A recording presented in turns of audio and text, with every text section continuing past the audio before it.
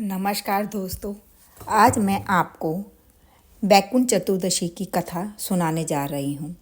कार्तिक चतुर्दशी को बैकुंठ चतुर्दशी के नाम से भी जाना जाता है।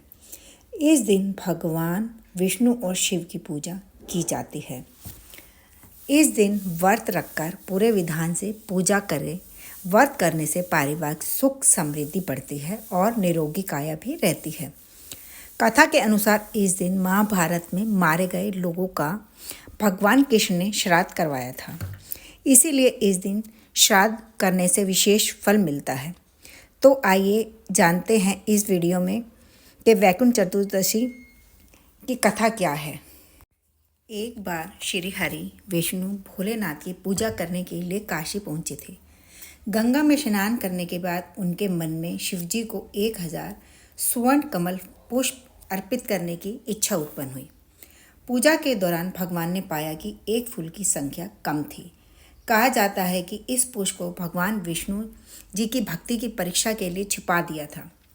जब भगवान विष्णु को वह कमल का फूल नहीं मिला तो उन्होंने अपनी एक आंख भोलेनाथ को भेंट करने की सोची, क्योंकि नारायण की आंखों को कमल नयन भी कहा जाता है। जैसे ही भगवान विष्णु अपनी आंखें चढ़ाने ही वाले थे, वैसे ही भगवान शिव प्रकट हो गए और उन्होंने ऐसा करने से रोक दिया।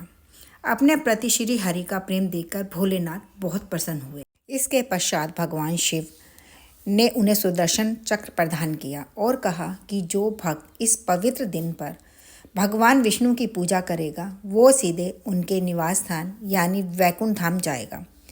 तभी से वैकुंठ चतुर्दशी को बड़ी श्राद्ध के साथ मनाया जाता है। अब दूसरी कथा सुना रही हूँ। कथा के अनुसार एक बार की बात है, नारद जी पृथ्वी लोक से घूमकर बैकुंठ धाम पहुँचते हैं। भगवान विष्णु उन्हें आदर पूर्वक बैठाते हैं और प्रसन्न होकर उनके आने का कारण भी पूछते हैं। नारद जी कहते हैं, हे प्रभु, आपने अपना नाम कृपा निधान रखा है, इसके आपके जो प्रिय भक्त हैं वही क्यों तर पाते हैं? जो सामान्य नर नारी हैं वह वंचित क्यों रह जाते हैं? इसलिए आप मुझे कोई ऐसा सरल मार्ग बताएं जिससे सामान्य भक्त भी आपकी भक्ति कर मुक्त हो सके।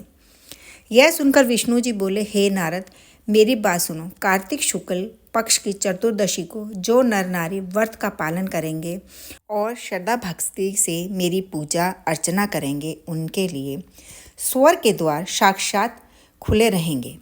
इसके बाद विष्णु जी जय विजय को बुलाते हैं और उन्हें कार्तिक चतुर्दशी को स्वर्ग के द्वार खुलने का आदेश देते हैं। भगवान विष्णु कहते हैं, इस दिन जो भी भक्त मेरा थोड़ा सा भी नाम लेकर पूजन करेगा वह बैकुंठ धाम को प्राप्त करेगा। अब तीसरी कथा सुना रही हूँ। धन्वेश्वर नामक का एक ब्राह्मण था जो बहुत बुरे काम करता था। उसके ऊपर कई पाप थे। एक दिन वो गोदावरी नदी में स्नान के लिए गया। उस दिन बैकुंठ चतुर्दशी थी। कई भक्तजन उस दिन पूजा अर्चना कर गोदावरी घाट पर आए हुए थे। उस भीड़ में धन्वेश्वर भी उन सभी के साथ था। इस प्रकार उन श्रद्धालुओं के स्पर्श के कारण धन्वेश्वर को भी पुण्य मिला। जब उसकी मृत्यु हो गई तब उसे यमराज लेकर गए और नरक में भेज दिया। तब भगवान विष्णु ने कहा, यह बहुत पापी है, पर इसने बैकुंठ चतुर्दशी के दिन गोदावरी में स्नान किया और श्रद्धालुओं के पुण्य के कारण इसके भी सभी पाप नष्ट हो गए, इसलिए इसे वैकुंठ धाम मिलेगा। अतः धनेश्वर को वैकुंठ धाम की प्राप्ति हुई। इस तरह कथा समाप्त हुई और कथा सुनने से जातक को हर काम में सफलता मिलती है। वैकुंठ चतुर्दशी 25 नवंबर और 26 नवंबर दोनों दिन मनाई जाएगी और इस दिन भगवान विष्णु और शिवजी दोनों की समान रूप से पूजा होती है। मान्यता है कि इस दिन भगवान विष्णु के परम धाम का द्वार खुला रहता है और इस दिन पूजा करने से मनुष्य को बैकुंठ लोक की प्राप्ति होती है। अगर इस दिन माता पार्वती को जौ के आटे की रोटी बनाकर माँ पार्वती को भोग लगाया जाता है और प्रसाद में वो रोटी खाई जाती है। देवी पुराण में भी लिखा है कि इस दिन माँ पार्वती को जौ की रोटी का भोग लगाने से आपके घर में सुख संपत्ति बढ़ती है। आशा करती हूँ कि आपको इस वीडियो में बैकुंठ चतुर्दशी की महत्व के बारे में पता चला होगा।